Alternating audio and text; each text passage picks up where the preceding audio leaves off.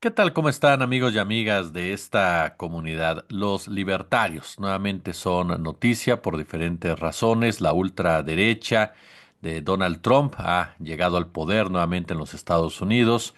Y misma ultraderecha que se presenta en otros lugares, como por ejemplo en Italia con Giorgia Meloni, y tiene avances importantes en otras naciones también, por supuesto, sin olvidar a Bolsonaro en Brasil, a Katz en Chile, a Vox en España, a Le Pen en Francia, en fin.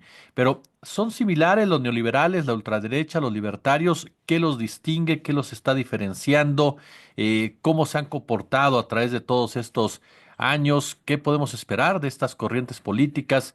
En fin, en Argentina se acaba de dar una reunión en donde asistió el empresario mexicano Ricardo Salinas Pliego, quien se ha encargado de definirse como la voz cantante aquí en nuestro país. Voy a platicar con el doctor Jorge Mahfoud, quien es un experto en este tipo de temas y que es un verdadero honor, como siempre, recibirlo. Doctor, ¿cómo estamos? Muy buenos días. ¿Cómo estás, Jesús? Un gusto volver a conversar contigo. Y comenzás con el mexicano Salinas Pliego, Ricardo Salinas Pliego, que no es pariente de Salinas de Gortari, pero sí que tenía mucha relación, no solo por el apellido Salinoso, sino por los negocios. Y eso lo pinta, y pinta a todos los libertarios, ¿no? No todos son millonarios, pero o son millonarios, son aspirantes a millonarios, o son creyentes de esa secta de poder que solamente brilla a través de la acumulación del dinero y eso opaca en todo lo demás. Y eso es la mentalidad muy simplista, muy simplificada, muy primitiva, muy rudimentaria de los actuales libertarios. Porque los libertarios en realidad son los neoliberales, pero más primitivos. Los neoliberales tenían cierto lustre, cierto brillo, cierta retórica pro democracia, que era una máscara, pero por lo menos disimulaban bastante bien, y muchos compraron esa, o le creyeron, se tragaron esa pastilla, pero ahora se han sacado la máscara completamente. Y son antidemocráticos en el sentido, siempre fueron los neoliberales antidemocráticos, como el capitalismo en sí es antidemocrático. Está en la esencia del capitalismo y de la acumulación del dinero, ser antidemocrático. Pero tenían una retórica como una máscara que era pro democracia, pero una democracia liberal estamos hablando, es decir, aquellas democracias como en la época de la esclavitud dominada por una minoría, y que también era democracia, o por lo menos se llamaba democracia liberal, pero totalmente era una dictadura. Y en este momento ya se han sacado la máscara y lo dicen directamente. Hemos hablado y publicado artículos y libros sobre la nueva derecha, el proyecto 25, que Trump tiene una especie de que sí, que no, muy ambigua, pero es el proyecto dominante de la nueva derecha, que es una nueva derecha que lo dice abiertamente, que detesta la democracia, cosa que los neoliberales no se habían atrevido hasta ahora. Y que, como Curtis Yarvin, que es uno de los ideólogos, que no aparece en la cumbre de Buenos Aires, obviamente, pero es uno de los ideólogos detrás de la nueva derecha, lo dijo directamente. Y lo dijo, creo que algo después de una conversación que tuvimos, no está conectado, pero obviamente porque él no nos conoce, pero habíamos hablado hace unos años contigo del concepto del modelo de las grandes corporaciones, como una especie de pirámide antidemocrática que se presenta a través de ciertos votos del directorio como cierta democracia en la punta de la pirámide, y una dictadura cero voz y voto en la base, que será el modelo actual de las democracias liberales. Bueno, hace poco dijeron los ideólogos de la derecha más explícitamente, pero creo que ya venía de antes el concepto de que en realidad hay que sustituir el problema de las democracias, que son una pérdida de tiempo, y sustituirla por el modelo de las grandes corporaciones, que son efectivos, porque ellos aman la edad aman el concepto de efectividad, ¿verdad? Son más efectivas, las empresas no son más efectivas. Tienen el monopolio del poder. Por lo tanto, por ejemplo, si nosotros estamos en la dirigencia de Amazon, por supuesto que cada invento que aparezca producido por aquellos que no son capitalistas y son asalariados nada más, la mayoría de ellos, es secuestrado inmediatamente por los grandes capitales. Entonces es relativamente fácil destruir todo lo que son competencia y presentarse como muy efectivo. Y claro, en ese aspecto son muy efectivos. Pero la realidad humana es mucho más compleja, es mucho más rica, afortunadamente, y no es solo dinero y no solamente dictar qué es cuál es el progreso, como en el encuentro recién del CPAC de Buenos Aires, que es una copia del que ocurrió en el año 2022 en Montevideo, ahí, perdón, en México ahí. Son los repetidos clichés de la derecha libertaria. Es decir, y algunos como Salinas Prieto lo presentaba un poquitito más sofisticado, hablando de 3 o 4 pasos, etcétera, totalmente alucinado, totalmente fuera de la realidad, sin considerar las grandes desbalances imperiales y coloniales, de ese capitalismo satélite como Argentina y otros países. No, no considera nada de eso. Es la libre competencia lo resuelve todo. ¿Dónde está la libre competencia? Bueno, y esta gente, como el neoliberalismo ha producido generaciones de frustrados, primero. Segundo, odio a todo aquello que es, como procede de Estados Unidos, la larga tradición antiintelectual que comienza con Jackson, Andrew Jackson, porque los padres fundadores eran hiperintelectualizados, pero enseguida, en los años 1820 en adelante, se refunda Estados Unidos con Andrew Jackson, es totalmente antiintelectualista, y esa es gran parte de una marca de Estados Unidos, no de las élites, de las universidades, pero sí del resto de la sociedad. Y eso prende muy fácil porque es muy visceral, muy fácil de vender. Es como las cruzadas, incluso si vemos los discursos que ocurrieron en Buenos Aires, repito, las copias de otros, el que ocurrió este mismo año, en febrero, en Estados Unidos, aquí en Maryland. Son copias es como, son cruzados modernos. Recuerdan que siempre hablábamos de que estamos entrando en una etapa neomedieval. Bueno, son los cruzados. Pero además, cruzados que se autovictimizan, porque ustedes ven los discursos, siempre nos quieren atacar, nos quieren censurar, es la autovictimización permanente mientras ellos aplican el acoso, desde Elon Musk hasta Milei, etcétera, un permanente acoso a aquel que piensa diferente, demonización, una sustitución del insulto, o mejor dicho, de la crítica por el insulto, y una automitificación permanente, es como los cruzados.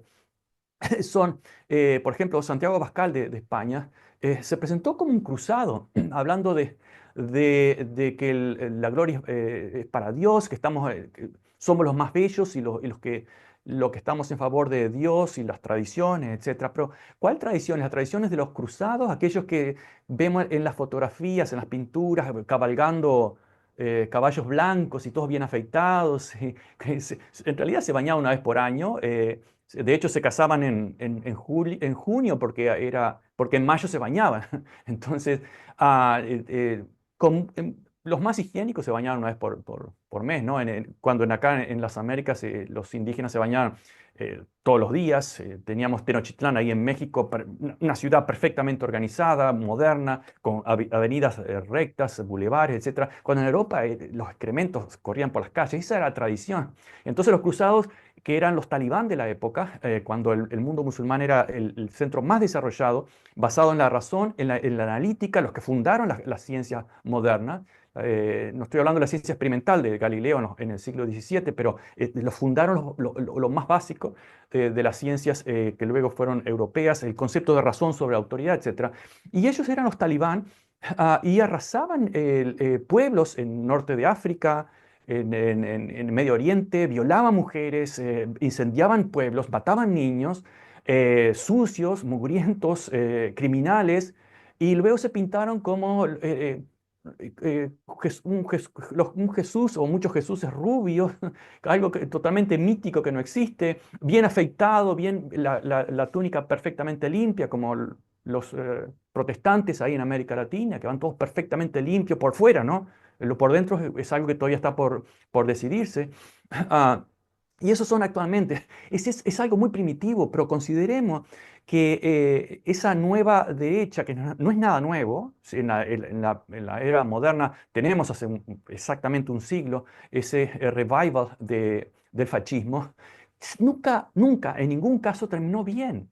pero no solo que no terminaron bien económicamente, como el neoliberalismo, que en todos los momentos fracasaron, todos siempre fracasaron, socialmente especialmente, pero también económicamente, con crisis, por ejemplo, en Argentina, crisis en México, crisis en todos lados, hablando de Salinas de Gortari, por ejemplo, que se fue en el 94, pero también el paraíso de Menem, que terminó un desastre también. Esos neoliberales que terminaron todas en crisis. En Macri, hace 10 años, también terminó en crisis. Todo ese amor por el dinero que, es, que no saben administrarlo, que son pésimos administradores de las economías, esos exitosos hombres de negocio.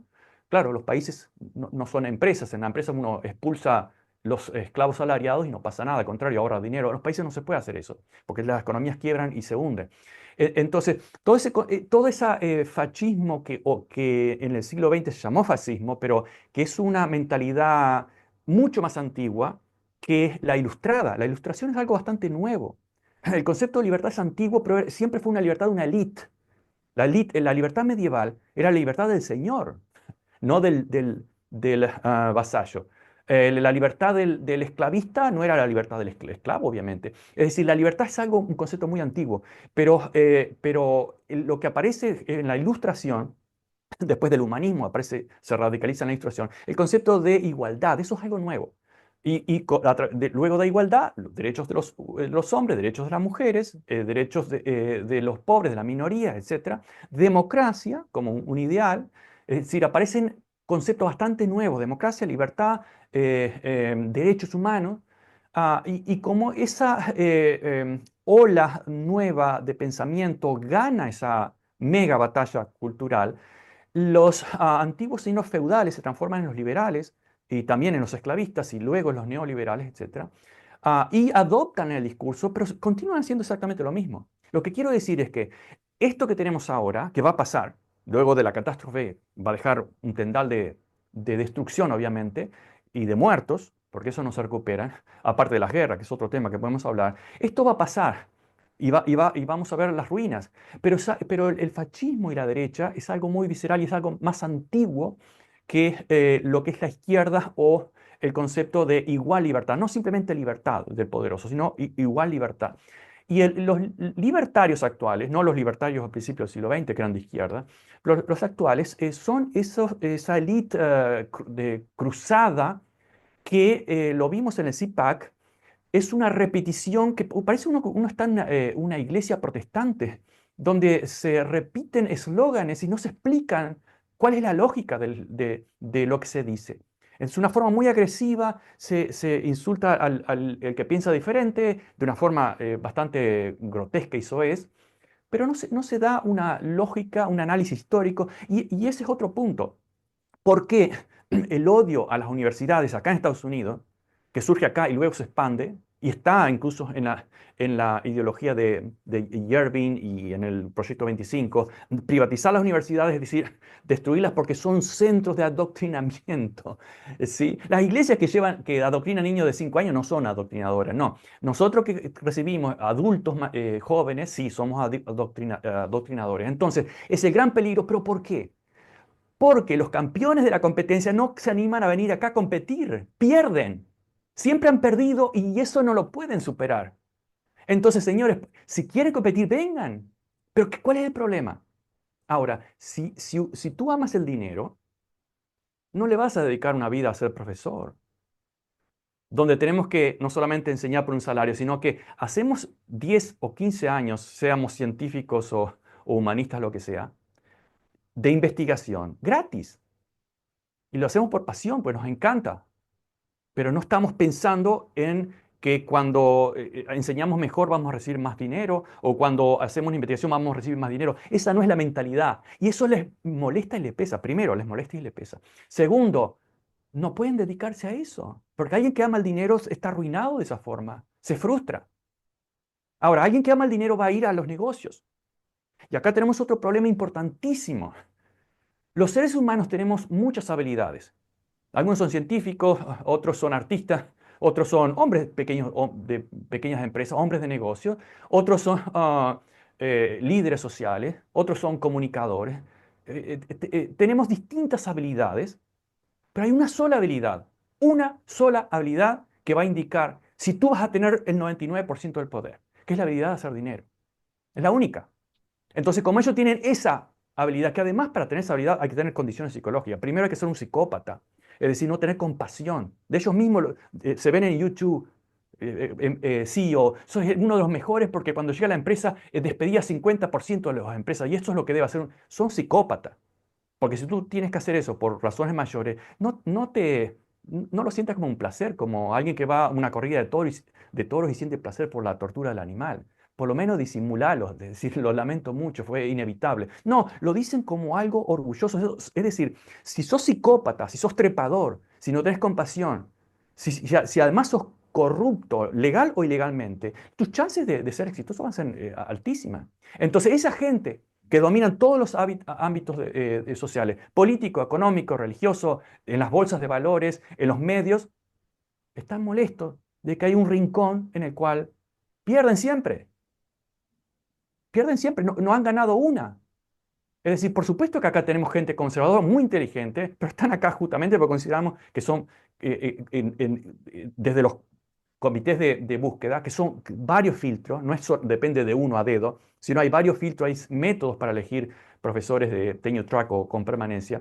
Perfectos o imperfectos, mil veces más justo que cuando en las grandes empresas se elige a dedo a los CEO o a los empresarios, o como, como una especie de Vaticano, el directorio elige al presidente o al CEO. Eso no tiene nada democrático y nada transparente, o por lo menos nada de democrático. En las academias eso no ocurre. Es mil veces más transparente y mucho más impersonal y menos corrupto. Pero bueno, se sigue tratando de liquidar eso. En México, en Argentina, Milei está desfinanciando en lo más posible las universidades. Tienen que ser efectivas. El modelo es la empresa. Eso no es una universidad, eso es un supermercado. Pero no lo entienden, porque sus parámetros intelectuales son pobrísimos, hasta para la economía son pobrísimos. Pero bueno, creo que me estoy extendiendo demasiado en mis conceptos sobre tu pregunta. No, y además quería aprovechar precisamente tu presencia, Jorge, ahorita que nos describes de manera excelsa este comportamiento de los neoliberales, de los libertarios. Me parece, y te lo pregunto, una involución entonces del propio neoliberalismo, pero me llama la atención, ¿por qué avanzan? ¿Por qué consideras tú que logran conquistar Sí. votos, logran conquistar espacios de la forma como hasta ahora lo están haciendo?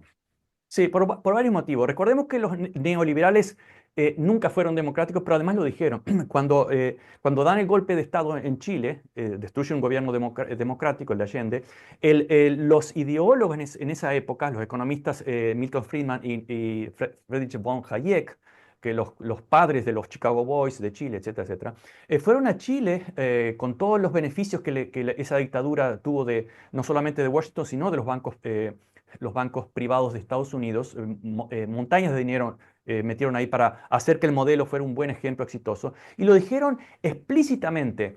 A mí, lo dijo Hayek, por ejemplo, en 1981, yo prefiero una dictadura que respete el liberalismo, se refería al liberalismo económico, a una democracia que no lo respete. Ahí ya está el libertario que ahora es de una forma más explícita. Es decir, somos muy democráticos, viva la libertad, viva la libertad. Pero la libertad del dinero, la libertad de la élite. Si el resto de la sociedad dice, nosotros también existimos, y van a tener que pasar por nosotros, porque además no solo existimos, son la base de la producción. Pero la narrativa dice, bueno, no, los que crean trabajo son los de arriba. Eso es totalmente una falacia. Es típica falacia del hombre del negocio que se está muriendo y te vende esa salud. De hecho, Milei y todos se vendieron el reciente CPAC, el Congreso, el reunión de CPAC, como el mejor, más exitoso de la historia, y no fue nadie. Y su gobierno como el mejor gobierno de la historia. Típicas palabras de Trump, ¿verdad? Y hay un desastre en Argentina. Ahora, yendo a tu pregunta, ¿por qué ocurre esto? Por muchas razones. Recordemos especialmente que los medios siempre han estado, en su gran mayoría, en manos de la élite. Se ha sido siempre la alianza típica, por ejemplo, en América Latina, son el ejército, la iglesia, con las excepciones de la teología de la liberación y otros rebeldes dentro de la iglesia, pero básicamente el ejército, la iglesia, la oligarquía y la política y los negocios que se donaban entre sí, se apoyaban entre sí, y los medios, los grandes medios de prensa. Salinas Prieto, por ejemplo, del grupo Salinas, es el dueño de ¿qué? TV Azteca, Televisa, de casi toda esa cadena, ¿verdad?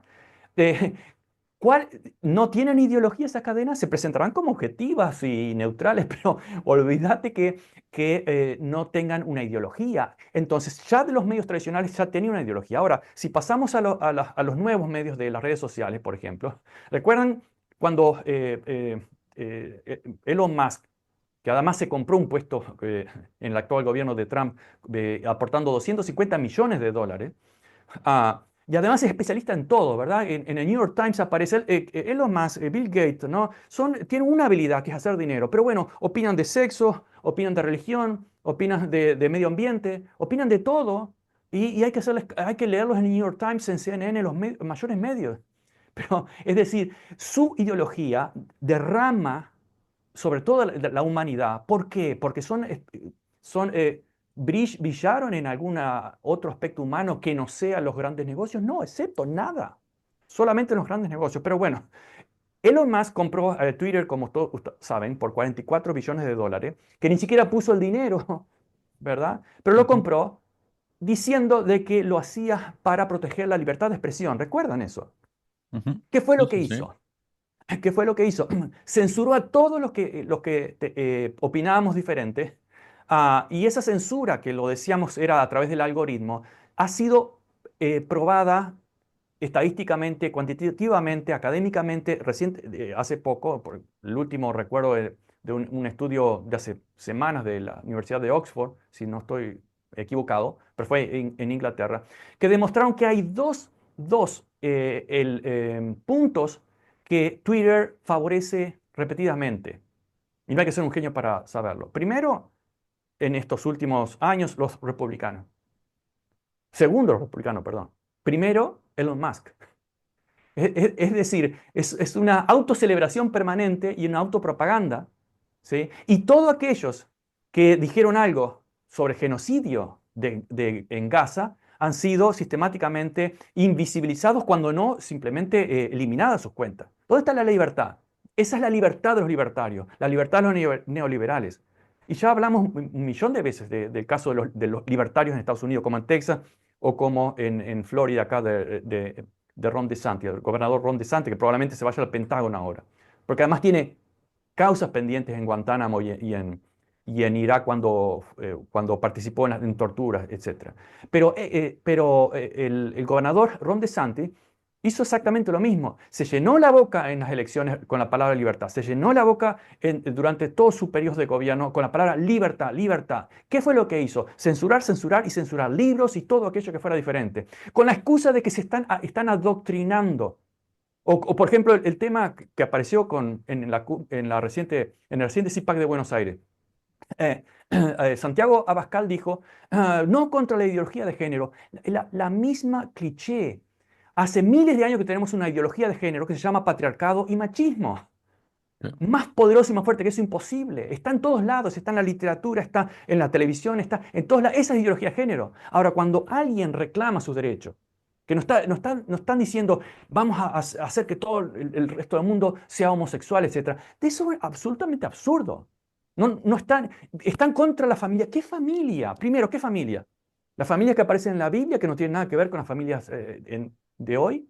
Las familias en la Edad Media que los valores tradicionales, que tenían sexo en las calles porque las habitaciones eran tan pequeñas y tan sucias, llenas de excrementos y de oscuridad, que bueno, o tenían sexo delante de sus hijos o tenían en la calle, generalmente lo tienen en la calle, etcétera, etcétera. ¿Esos son los valores tradicionales? El racismo, valor tradicional. La esclavitud, cuando se expandía la esclavitud en Estados Unidos, decía, es la bendición de Dios, etcétera. ¿Esos es los valores tradicionales?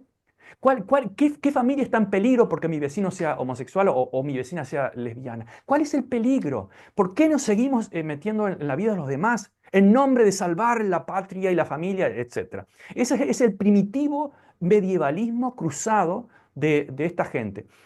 Y eso lo han repetido en esta cumbre, y son sus mitos. que se crean entre ellos y se repiten entre ellos. Y bueno, y así podríamos seguir. Yo tengo una lista de cosas que dijo Pascal. Ideología de género, destrucción de la familia, adoctrinamiento en las escuelas. ah, y además dice, nosotros somos los que defendemos el bien, la verdad y la belleza. Me recuerda en el 2022 respondía a un artículo muy largo que se tradujo en varios idiomas, que era El lento suicidio de Occidente, 2022, perdón, 2002, hace 22 años. Oriana Falaci se quejaba de que los negros de África invadían su país y ella decía, aunque no me hagan nada, su sola presencia me molesta. Y estoy hablando de una persona en ese caso culta, no de los incultos de ahora. En ese caso era una persona culta. Y decía claramente, su cultura la islámica no aportó nada a la humanidad. Ignorancia, una persona culta. Nuestra ciencia, nuestros números, nuestra álgebra, algoritmo, todo fue inventado por esa cultura islámica en cierto momento, como en otro momento la China, etc. Y además, en uno de los puntos recuerdo que decía, ¿acaso me van a negar que nuestras iglesias no son más hermosas que sus mezquitas? Un argumento sobre la belleza, que es algo totalmente subjetivo, Claro. ah, usado como arma política y hasta terrorista. Esa misma concepto, Milei lo dijo, nosotros apostamos porque somos estéticamente superiores, y también Milei y su gente, decir que son estéticamente superiores es algo muy cuestionable, pero no debería ser ni siquiera un argumento. Y ahora lo vuelve a repetir Abascal de España, de Vox, ¿verdad? Defendemos el bien, la verdad y la belleza, algo totalmente arbitrario. ¿Qué es eso? ¿Cuál verdad? ¿Cuál bien y cuál belleza? Claro. Demonizando a los demás, persiguiendo a los demás. Ah, y si tenemos los astros alineados, tenemos los mejores valores, tenemos la verdad, eso es una iglesia eso. Y Claro. está bien que en una iglesia se diga este tipo de cosas, porque es algo privado. La fe es algo privado, es algo personal. Cada uno tiene derecho a creer lo que quiere y está bien. El problema es cuando salimos de ahí a la esfera pública, a la política, y queremos imponerle a los demás, como ahora los libertarios en Texas creo que ya han pasado esa regla, pero querían imponer la educación cristiana, no de un punto de vista académico, sino desde un punto de vista religioso. Cristianismo y el resto no. Entonces, era medieval totalmente. Claro. ah, y, y, y eso son cosas muy simples y fáciles de adoptar. Cuando la gente está frustrada y los medios están favoreciendo eso, porque recordemos, los medios hacen dinero a través de explotar nuestras debilidades. Ya hablamos de esto. Así Claro. como McDonald's explota la necesidad ancestral de azúcar y grasa, pero de una forma desproporcionada, que transforma una ventaja de sobrevivencia evolutiva hace miles de años en una debilidad, porque eso es veneno puro, la Coca-Cola, las grasas de McDonald's, eso no es comida, es veneno.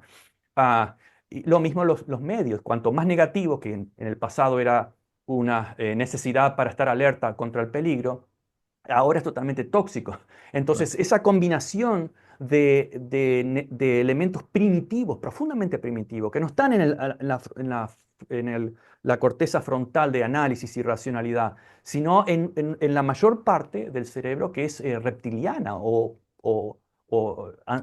primitiva totalmente, que reacciona. Y si se vende eso como algo bueno, en el pasado decíamos, bueno, eso está mal. Es decir, tenemos sentimientos, están muy bien las emociones en el arte, hay que analizarla, pero uno no puede reaccionar en la vida común, individual, pero mucho menos en la vida pública, solamente usando reacciones viscerales. Uno Claro. tenemos que tener cierto equilibrio racional, ¿verdad? No, ahora eso está bien. Fíjense que ahora insultar está fantástico, es sexy, es alguien que demuestra fortaleza. ¿Cuál fortaleza? Es una debilidad terrible, es una debilidad criminal. Eso se vende fácil y por eso es que estamos en esta situación. Ahora, cuando lleguen pasó lo mismo en Alemania, exactamente lo mismo en Alemania en los años 30. Cuando se llegue espero que no a una tercera guerra mundial, pero ya estamos en las puertas, hace rato en las puertas, sobre todo por el anillo de fuego ahí que va de Ucrania, pasa por Medio Oriente y llega a Taiwán. Si cruzamos ese anillo de fuego, que ya estamos ahí sobre ese anillo, tendremos la Tercera Guerra Mundial. Si no la tenemos, afortunadamente, igual va a haber, ya hay destrucción que no tiene marcha atrás. El caso de Palestina es el caso similar al de los judíos en la Segunda Guerra Mundial.